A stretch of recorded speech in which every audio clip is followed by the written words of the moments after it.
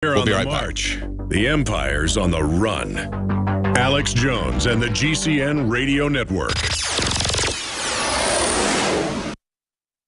The experts are clear. Sunlight, purified water, healthy non-GMO food, and having a good attitude is essential to a healthy immune system. But I go further with Super Nascent Iodine X2 from InfoWarsLife.com. 50% stronger than our original and revolutionary Nascent Iodine formula, coming from a deep earth crystal source that no other supplier has. Most other forms of iodine come from seaweed in areas plagued by Fukushima and other contaminants. Not our iodine. It comes from over 200-million-year-old crystal salt deposits and is tested and proven to be completely pure. Visit InfoWarsLife.com today. See the informational videos. Read the information they're compiled. And for a limited time, when you use promo code NOW at checkout, you get an additional 5% off the entire family of InfoWarsLife.com products. Secure your Survival Shield X2 today at InfoWarsLife.com or call toll-free 888-253-3139. Another major health threat, this one in Toledo, Ohio, where everybody in the entire city has been told not to drink the water. Ohio's governor declaring a state of emergency. Did you know that the average person uses about 80 to 100 gallons of water at home every single day? If there's a water emergency, will you be prepared? Panicked residents forming long lines throughout the day. We're here at a supermarket in Toledo. You can see the shelves empty where water once was. To stay safe and healthy during a crisis, you must have access to safe, clean water. Water which will not be available at your local grocery store. There's a mad dash on right now to stock up on supplies. The ProPure Pro 1 G2.0 water filtration system is a must-have for every modern, independently minded household. Protect your family's safety during an emergency. Go to InfoWarsStore.com today to purchase your ProPure Pro 1 G2.0 water filtration system or call 1-888-253-3139. For all of recorded history, civilizations around the world praised the health benefits of silver. At InfoWars Life, our mission is to bring you the highest quality, purest, cleanest, effective colloidal silver on the market today for the lowest price available. You don't have to be a doctor to know. The fall and winter months are the most dangerous time of year in North America when it comes to you and your family's health. InfoWarsLife.com is very excited to announce our biggest run yet of Silver Bullet colloidal silver, exclusively available at InfoWarsLife.com. Now, InfoWarsLife.com has taken colloidal silver to the next level using a cutting-edge technique that is free of toxic artificial additives. Now more than ever, it's important to stock up on high-quality Silver Bullet from InfoWarsLife.com. No survival chest is complete without Silver Bullet. Secure your Silver Bullet today at InfoWarsLife.com or by calling toll-free 888-253-3139. Silver Bullet.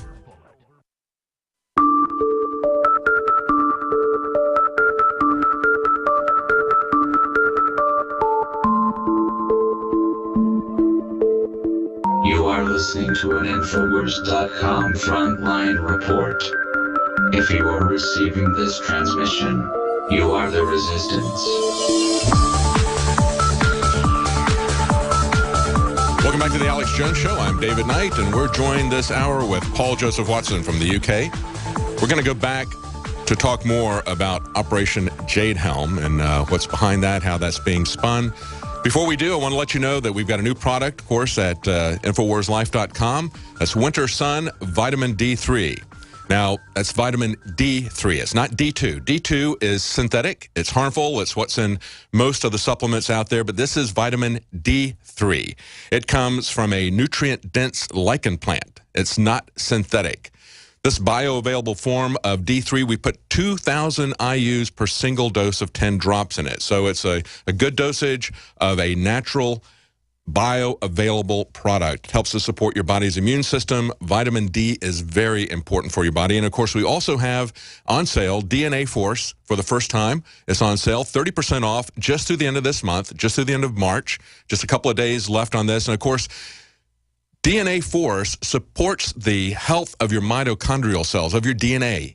If you want to know how long you're going to live, study after study has shown that they can pretty well correlate that to the length of the telomeres in your DNA. So you want to support that mitochondrial health, and so it's got BioPQQ, backed by over 175 published clinical studies. It focuses on heart, brain, and mitochondrial health. It's one of the things that you can do to stay healthy. And, you know, as we're talking about the many things that can happen, whether it's a financial breakdown, whether it's a grid breakdown of the power supply, or whether it is some kind of martial law in the future, you need to be as healthy as possible. If you've got major health problems, you're not going to make it very long because there isn't going to be any health infrastructure. So one of the ways that you can prepare for yourself, prepare your family, prepare your loved ones is to maintain your health. It's the way we support the operation, and we need your support. Let's go back to Paul. Paul, I've got some audio clips here from the presentation that was made to Brazos County. These are some audio clips as they made their case, and I wanted to play a little bit of these things and get your response to this. Let's go to the first audio clip here. This is where they introduced themselves to the county commissioners. I just want to bring greetings from Fort Bragg, North Carolina, and Lieutenant General Charles Cleveland, Commander of United States Army Special Operations Command at Fort Bragg. My name's Tom Meade. I'm a retired 20-year veteran of United States Army Special Forces. We're here to discuss an exercise, and the purpose for us being here today is we're seeking written invitation and approval from local officials to be able to conduct a realistic military training exercise within Brazos County. Within the process, one of the biggest things is obviously the letter of invitation from local officials, from the county commissioners. Also, we coordinate very closely with all of our law enforcement folks.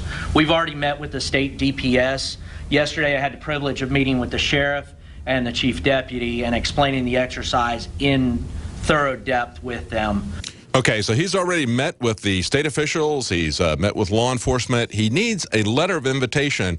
Don't you think that's kind of unusual? I mean, if I was a county commissioner, I would kind of ask them, you know, why is it that he's going to tell them in the next segment, he's going to tell them, oh, yeah, we do this kind of stuff all the time, but they don't do this kind of stuff all the time. The fact that they need a letter of invitation to do this, I think, is kind of amazing. But, Paul, they also have their agenda completely planned out. They know exactly where they're going to go, what they're going to do. The rest of that meeting is basically telling them what they're going to do. But just like Agenda 21, they need to ask your permission for it, make it seem like it's coming from you. Yeah, that's a classic method they use. It's called the Delphi technique. That's if right. you involve people with that decision, make them feel part of it, make them feel, you know, joined together with you, then, you know, they're invested in it. So that gives them more reason to not only go along with it, but promote it and, you know, be a part of it themselves. But the important point here, and you touched upon it before the break, is, okay, there's firstly a contradiction in the Army says this won't affect Americans day to day. They will barely even notice that these training exercises are going on. Yet we're going to infiltrate troops amongst the local population to try and trigger them to report suspicious activity if these infiltration techniques fail, which they're trying to perfect. So that's a contradiction. But then the biggest contradiction is that they claim this is for overseas operations, yet they're infiltrating people within the community of American citizens. If they try and infiltrate people in cities and towns abroad in places like Iraq and Afghanistan, of course they're going to be unsuccessful. They have different cultures, different customs. And, you know, most of the US military is either white, black, or Hispanic. So, of course, they're not going to successfully infiltrate themselves amongst local populations in Middle Eastern countries. So how on earth can they claim that this is directed towards overseas operations when such training would be, it just wouldn't apply? Because, of course, they'd be ratted out and known for infiltrating foreign populations when they're white, black, or Hispanic. It makes absolutely no sense whatsoever. Very unless true. It is geared towards domestic infiltration and civil operations. If they're going to dress up in a manner that they would blend in a Middle Eastern country, they would stick out like major sore thumbs, and vice versa. If they're going to practice blending in here with Americans and then go abroad, that isn't going to help them at all. But, Paul, we know as they were running these drills in the last couple of years in major urban cities in cooperation with the police, they said, if you're going to attack the mountains, you train in the mountains. If you're going to attack in the desert, you train in the desert. We train for where we're going to fight. That's why we're here in the cities working with the police. And we said at the time, you're not going to be working in cooperation with the police when you invade Iran or whatever. But this even goes beyond that. When you look at this Gawker article, one of the things he said here was, even if it's just a routine exercise meant to simulate a future Middle Eastern war zone inside of America, I've never seen any scenario come out that they have a future Middle Eastern war zone inside of America. That's nonsense. They've never planned for that. They've always planned for domestic operations, and that's what they're doing at these forts like AP Hill, Camp Lejeune. When we went to the Asymmetric Warfare Center, that's the thing. If he thinks that this is kind of a creepy, unsettling fascism, he needs to go to that Asymmetric Warfare Center that Biggs and I walked through and look at how they've got a detailed model of an American city. If you wanted to practice urban warfare, you could do that like they've done in the past. Set up a bombed-out city in the desert that's just walls and with no windows or doors, and they can practice going house to house. They have a very detailed model of an American city with everything intact.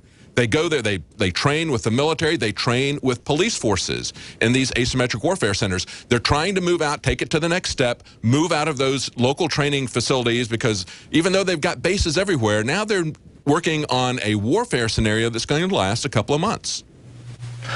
Yeah, and in the past they have had those, remote locations where they just set up temporary building structures to approximate Middle Eastern towns and cities.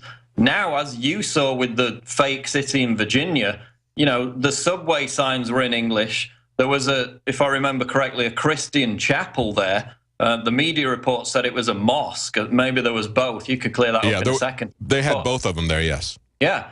But on that point, they're talking about we need to practice infiltrating local populations overseas. How could you possibly practice that if you're infiltrating local populations in America, where the race of people is completely different, the customs, the culture are completely different? It's as ridiculous, if you remember the movie Team America, where the special forces agent goes and tries to infiltrate the terrorists. He goes to like a bar or a cafe, and he's just repeating over and over again, Allah Akbar, Allah Akbar. It's as ridiculous as that. How can they be training to infiltrate foreign populations by infiltrating Americans who are completely different in race, culture, and customs? It makes no sense. Yes. They train how they're going to fight. We all know that. That's common sense, but they're trying to obfuscate that.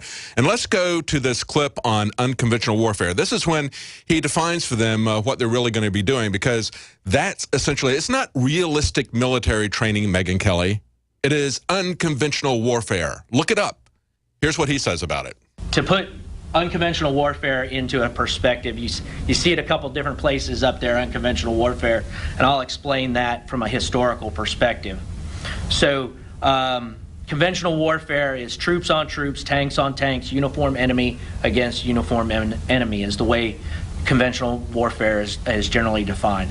Unconventional warfare, from a historical perspective, if you think of World War II, Germany came in and they took over France. The French did not want them there. They formed the French Underground.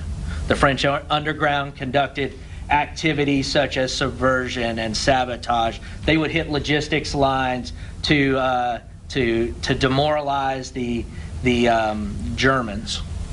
So what a lot of folks don't know is there were American advisors with the French Underground throughout World War II, assisting them in planning and conducting those types of activities.